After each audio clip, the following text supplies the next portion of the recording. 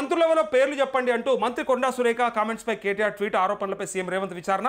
మంత్రులు డబ్బులు తీసుకొని ఫైల్స్పై సంతకం చేస్తారని మంత్రి కొండా సురేఖ వరంగల్లో చేసిన వ్యాఖ్యలు తీవ్ర దుమారం రేపుతున్నాయి. దీనిపై బీఆర్ఎస్ వర్కింగ్ ప్రెసిడెంట్ కేటీఆర్ స్పందిస్తూ నిజాలు మాట్లాడినందుకు మంత్రి కొండా సురేఖకు అభినందనలు అంటూ ఎక్స్ వేదికగా ట్వీట్ చేశారు. తెలంగాణలో కాంగ్రెస్ కమిషన్ సర్కార్ నడుస్తుంది. 30% కమిషన్ ప్రభుత్వంలో మంత్రులు వారి సహచర మంత్రుల ప్రకారమే భారీ కమిషన్ తీసుకోకుండా ఫైళ్లపై సంతకాలు పెట్టరని చెప్తున్నారు. ఆ మంత్రులందరి పేరు చెప్పి సిగ్గుపడేలా చేయాలని కొండా సురేఖను నేను కోరుతున్నానన్నారు. సీఎం రేవంత్ లేదా రాహుల్ మీరు నియమించిన మంత్రి చేసిన ఆరోపణలపై విచారణకు ఆదేశించగలరా అంటూ కేటీఆర్ ఎక్స్ ద్వారా ప్రశ్నించారు. అయితే నా వ్యాఖ్యలు వక్రీకరించారని సురేఖ చెప్తుంది. ఏమంటుంది? వరంగల్లో చేసిన తన వ్యాఖ్యలపై మంత్రి కొండా సురేఖ వివరణ ఇచ్చారు. బీఆర్ఎస్ ప్రభుత్వంలో పనిచేసిన మంత్రులను ఉద్దేశించి తాను కామెంట్స్ చేశానని మంత్రి తెలిపారు. అప్పటి మంత్రులు ఏ పనికైనా డబ్బులు తీసుకునేవారని అన్నానని వెల్లడించారు. అయితే బీఆర్ఎస్ ఆ వ్యాఖ్యలను వక్రీకరిస్తున్నానని ప్రకటించారు అంటూ ఈ కొండా సురేఖ అక్క ఊకే ఉండదు, ఒట్టిగా ఉండదు. ఎట్లయినా ఆమెకు అది అలవాటే. పైన ఇట్లాంటి నిజంగా చెప్తా ఉన్నా కదా, తనని పక్కన పెట్టడమో లేదా ఇంకోటి ఏదో జరగడం ఖచ్చితంగా మనం చూస్తాం. ఈ తన ఇంగ్లీష్ కూడా మనం బ్రహ్మాండంగా ఉంది, మొత్తం సూపర్ మాట్లాడింది అనుకో, అది వేరే విషయం. రాకపోతే సపరేట్గా తెలుగులో ఏడవచ్చు, మన భాషలో ఏడవచ్చు. సరే అక్కడ ఇంగ్లీష్ అనే చెప్పాలనుకుంటే 2 ముక్కలు చదువుకోనో లేకపోతే 2 ముక్కలు రాపించుకోనో కూడా చెప్పొచ్చు. కానీ ఇక తను ఎట్లా చెప్పిందో మనందరం చూసాం. మన పరువు వాయా అని అంటా ఉన్నారు. అక్క వరంగల్ పరువు తీసి పాడేసింది, మాట్లాడరాకపోతే సపడే కూకుండొచ్చు కదా. బూతులు మాత్రం బ్రహ్మాండంగా వచ్చు మా అక్క, కానీ గివైతే రావు, చదువు అయితే రాదు అని చెప్పి అన్నారు కదా. తను ఇంకొక మాట కూడా ఇప్పుడు చూడుర్రి. మొన్నటిదాకా సరే అటు కేటీఆర్ పైన అయినా, అటు రకుల్ ప్రీత్ సింగ్ అయినా, ఇటు సమంత అయినా, వీళ్ళందరిపైన తను ఏమేమి అన్నది అవన్నీ కూడా మనం చూసినాం. అంతకుముందు హరీష్ రావు ఏమన్నదో కూడా చూసినాం. అయితే మొన్న సరే అవన్నీ కూడా ఒక రకమైన ఆరోపణలు. పక్కపొంటోని మీద బురదలు కూడా అలకగా లెక్కకైతే మనం మీద మనం వేసుకోవడం కంటే పక్కపొంటోని మీద వేసుకోవడం చాలా సింపుల్. కానీ ఇక్కడ ఏం జరిగిందంటే తను అటు ఇటు చూసింది, వాళ్ళకి వీళ్ళకి వేసేది ఏంది, గడికి పక్కోనికి వానికి వీనికి ఎదురుంగోనికి వేసేది ఏంది, చలో మా వాళ్ళ మీద నేనే చల్లుతాను ఆయనతో డిసైడ్ అయిపోయింది. తీసుకొచ్చి చక్కగా మంత్రుల మీద చల్లి పడేసింది. తనకు ఎరకాది పక్కాది నిజంగా ఈ 10% 12% కమిషన్ అని ఫస్ట్ వాహిని టీవీ చెప్పింది. మీరు కావాలంటే 6 నెలల కింద వీడియోలను కూడా చెక్ చేసుకోవచ్చు. నేను డైరెక్ట్ బట్టి విక్రమార్క భార్య కమిషన్లు తీసుకొనే బిల్లులు పాస్ చేపిస్తూ ఉంది, టోకెన్లు ఇస్తూ ఉంది సెక్రటేరియట్లో అని చెప్పినామా లేదా? ఆ చెప్పిన ప్రకారంగా ఒక 3 నెలలు తిరగకముందే బట్టి ఛాంబర్ ముందర కూర్చున్నారా లేదా కాంట్రాక్టర్లు, A1 కాంట్రాక్టర్లు చూసినామా లేదా? మనం చిన్న కాంట్రాక్టర్లు కూడా కూర్చున్నారు. A1 కాంట్రాక్టర్లు ఏమో డైరెక్ట్గా పైసలు ఇచ్చి తెచ్చుకున్నారు, చిన్న కాంట్రాక్టర్లు కూర్చున్నారు. A1 కాంట్రాక్టర్లు ఎందుకు కూర్చోలేదు అంటే కమిషన్లు ఇవ్వగలుగుతారు కాబట్టి, పెద్ద పనులు కాబట్టి, కోట్ల బిల్లులు కాబట్టి, సరే కొన్ని లక్షలు పోతే పోనని తెచ్చుకున్నారు. వీళ్ళు చేసిందే 10 లక్షల పని ఉంటుంది. దాంట్లో వీళ్ళకు ₹1,00,000 ఇచ్చేసినకి వాళ్ళకి ఏం మిగులుతుంది? ఇంకా ఇప్పుడు 1,20,000 ఇవ్వాలంటే ఏడుకెళ్ళి అవుతుంది 10 లక్షల. ఇగో అందుకోసానికే వాళ్ళంతా పోయి ఛాంబర్ కాడ కూర్చున్నారు. సో 10 నుంచి 20% కమిషన్లని వాళ్ళు సరే ఆడ బయట చెప్పినారు. ఓకే, మనం పక్కాగా ఎవరెవరు ఎంత ఇచ్చి తెచ్చుకున్నారనే దాన్ని టోకెన్ల రూపంలో జరిగిన ఆ దంతం బయట పెట్టినాం. దాని తర్వాత నాకు చాలా ఫోన్ కాల్స్ కూడా వచ్చినాయి, నేను అది గతంలో కూడా చెప్పిన. అయితే ఇక్కడ ఇలా మంత్రి కొండా సురేఖనే డైరెక్ట్గా మా ప్రభుత్వం అని చెప్పక మంత్రులు కమిషన్ తీసుకొని సంతకాలు పెడతారు అంటే అసలు ఇంతకన్నా సిగ్గుమాలిన చర్య, ఇంతకంటే నీతిమాలిన చర్య అసలు ఈ సన్నాసులకు, ఈ సుంటలకు ఈ పదవులు అవసరమా? చెప్పుర్రిగా.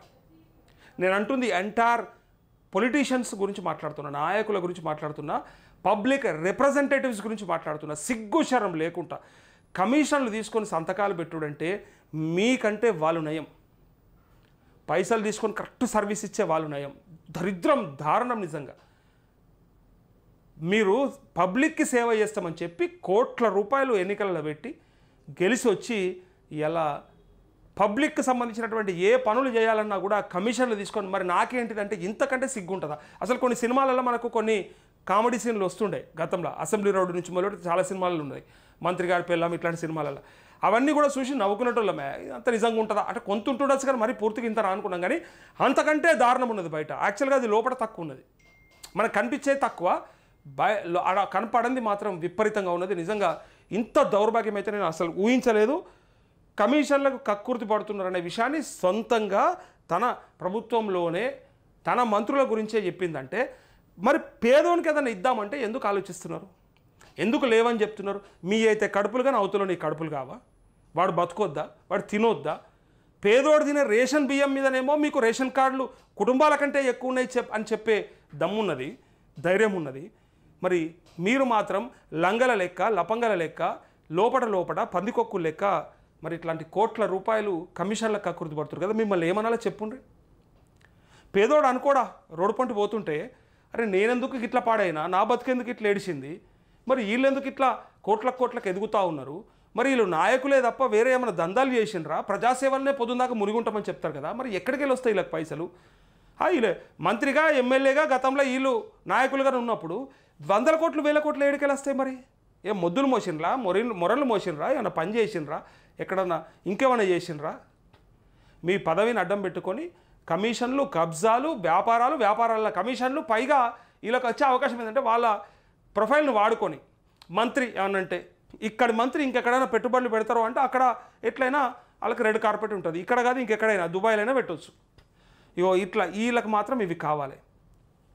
పేదోడికి జర్ర రేషన్ కార్డు పోతుంది, ఓనికి రుణమాఫీ అయిపోయింది, ఓ రైతు బంధు వస్తుంది అంటే కడుపు మంట ఈ దొంగలకి. అసలు చెప్తున్నా కదా, మనం ఖరాబ్ చేసుకున్నాం. ఆ రైతు బంధు అయితే అది కంటిన్యూ ఉంటే అట్లనే వాడిపోతుండే. ఆ దౌర్భాగ్యం మనమైతే నిజంగా మనమే తప్పు చేసుకున్నాం. అనవసరంగా ఎక్కువని పోతుంది పోతే పోనుండే. ఇలా గంగలు కలిసి ఉండే 600 ఎకరాలను పోకపోతే 800 ఎకరాలను పీకను ఉండే. ఇలా నీ 5 ఎకరాలు 10 ఎకరాలు కడుపు కాలుతలేదా, మండతలేదా? వానికి పోతుందని ఏడిస్తుంది కదా. మనని ఎట్లా ముంచిరు చూసిర్రా?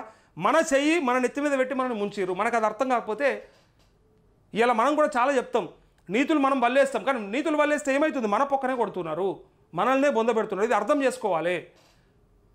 నాశనం అయ్యేది మనమే. మా పక్క పొంటోనికి ఏం తక్కువ కారు ఉన్నది, మనకి రేషన్ కార్డు అవసరమా, వీనికి ఇది ఉన్నది, వీనికి అది అవసరమా, వానికి అది ఉన్నది, మనం మీద మనమే ఏడ్చుడు. దీని ద్వారా నష్టపోతుంది మనమే, దీని ద్వారా మునుగుతుంది మనమే, దీని ద్వారా ఇబ్బంది అవుతుంది మనకే. ఇలా రైతు బంధు ఆగిపోవడానికి కారణం మనమే, ఎవడో కాదు. వాళ్ళు దొంగలే. కానీ ఈ దొంగలను మనం ఎట్లా చేసుకోవాలి? వాళ్ళు ఏం చేసిర్రు? మీకు ఎక్కువ ఎకరాలలోకి పోతుంది కాబట్టి తక్కువ ఎకరాల్లోకి ఇవ్వమంటున్నారట, అందుకే మేము గింతలకే ఇస్తాము, వీళ్ళే చిన్నకారు సన్నకారు రైతులు, వీళ్ళే లెక్క, వీళ్ళకే ఇస్తే సరిపోతుంది అని చెప్పి వాళ్ళు డిసైడ్ అయిపోయారు. వీళ్ళ నువ్వు ఏమని పోయి అడుగుతావు? అన్నా నాకు 5 ఎకరాలు ఉంది, అన్నా నాకు 6 ఎకరాలు ఉంది, నాకు ఇయరా రైతు బంధు అని ఎవరిని అడుగుతావు చెప్పు? నువ్వే ఆపమంటివి కదా పెద్దోడిని ఆపమని. పెద్దోడిని ఆపిండు, నిన్ను కూడా పెద్దోడు అనుకుంటుండు. చూడు ఏడుదాకా తీసుకొచ్చారు కథ. ఇస్తారని ఆశ కొద్ది ఇయ్యలడాకా ఎదురు చూస్తే ఓ రుణమాఫీ జరగదా, ఓ రైతు బంధు పడదా, ఓ లెక్క లేదా, ఓ పత్రం లేదా. రైతు బంధు ఇవ్వడానికి ఏం రోగమయ్యా అసలు నాకు అర్థం కాదు. అది సగం మందికి ఇచ్చి అది ఎట్లా ఎండబెట్టిరో, ఇది సగం మందికి ఇచ్చి ఇది ఎట్లా ఎండబెట్టిరు. సేమ్ రైతు బంధు కూడా అట్లా చేసారు. 4 ఎకరాల వరకు కూడా ముట్టకపోతే మరి మిగిలిన ఎకరాల వాళ్ళు రైతులు కాదా? వీళ్ళ గురించి ఒక్కడంటే ఒక్కడు అడుగుతున్నాడు అసలు ఈ రాష్ట్రంలో? మర్చిపోయారు కదా, ఇక ఇడిచిపెట్టిరు కదా. మనం ఒర్రి మన మొత్తుకొని మన నోరు ఖరాబ్ కావాలి, కానీ దాన్ని వినేటోడు లేడు, పట్టించుకుంటోడు లేడు. మరి రైతులన్నా రోడ్లు ఎక్కుతున్నారంటే ఎక్కడికక్కడ ఎవరు ఏమున్న తీగా వాళ్ళు ఇచ్చేది లేదు సచ్చేది లేదని వాళ్ళు సైలెంట్ కోరుకున్నారు. మరి ఇచ్చిన హామీలన్నా అరే గతంలో కనీసం కేసీఆర్ ఉన్నప్పుడు రైతు బంధన పడుతుండే, కదన్నా వచ్చింది, పెట్టుబడి సాయం అన్న దొరికింది, మొన్నటి పంట రాకపోయా, ఇప్పటి పంట తెలియకపోయా, భవిష్యత్తులో ఇస్తారా లేదా గ్యారంటీ లేదా, మరి ఏం చేయమంటారు అని చెప్పి ఇవాళ అడుగుతుంటే ఒక్కరు మాట్లాడతలేరు. ప్రతిపక్షాలకు నోరు లేదు, మీడియా చచ్చిపోయింది. నిజంగా చెప్తా ఉన్నా కదా, మీడియా అడగలేకపోతా ఉన్నది. మరి ఇంతగానం భయం ఎందుకు పడుతున్నారు, ఇంతగానం వెనకకి ఎందుకు అవుతా ఉన్నారు? అవకాశం దొరికినప్పుడైనా మాట్లాడాలి కదా, ఎన్నడన్నా ఒకనాడు దొరికినప్పుడైనా మాట్లాడాలి కదా, రోజు మాట్లాడకపోయినా.